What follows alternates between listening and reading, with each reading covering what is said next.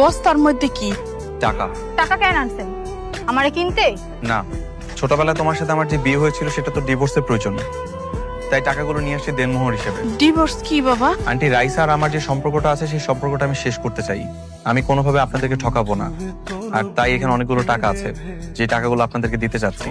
যে টাকা দিয়ে আপনি চাইলে আপনার মেয়েকে আরেকটা ভালো কোথাও বিয়ে দিতে পারবেন। আপনার এই টাকা আপনি নিয়ে যান, আর ডিভোর্স দিবেন তো ঠিক আছে, আমার কোনো আপত্তি নেই।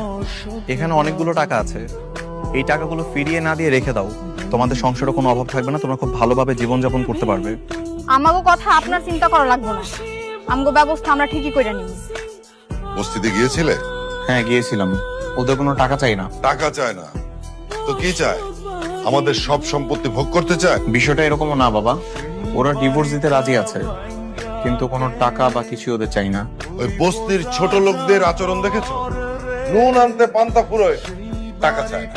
হয়েছে, নিতে চাচ্ছে না, দিও না। ওদের নিয়ে তোমাদের এত মাথা ব্যথা কেন? যাদের নুন আনতে পান্তা ফুরায়। এই আংটিটা দিয়া নেহালের মায়ের তখন তোরা দোয়া করছিল। এই আন্টিটা আম্মুর কাছে রেখে কি করবো? হ্যাঁ গো, আন্টিরা ফিরাই দেওয়ানোর দরকার। এরপর যখন নিহা নাইব তখন ওরে এটা ফেরত দিয়ে দিস। স্মৃতির খেলাপ কি? আজকে যদি আমরা বড়লোক হইতাম তাহলে তারা আমাকে ভেবে অপমান করতে পারতো না, তাই না মা? এই অসময়ে তুমি এখানে? ভয় পাইয়েন না, আমি কোনো দাবি নিয়ে আহি নাই। মা কইলো ছোটবেলায় নাকি আন্টিরা আপনার মা আমার দিছিল, যেহেতু সম্পর্কটাই থাকবে না, এটা আমি রেখে কি করবো? এটা আপনার কাছে রেখে দেন। লাগবে না, এটা তোমার কাছেই রেখে দাও। আমি যেহেতু এই আংটির ব্যাপারে কোনো কিছু জানতাম না, তো এটা তোমার কাছে থাকলে আমার কোনো ক্ষতি নাই, রেখে দাও। আমি কোনো পিছুটান রাখতে চাই না।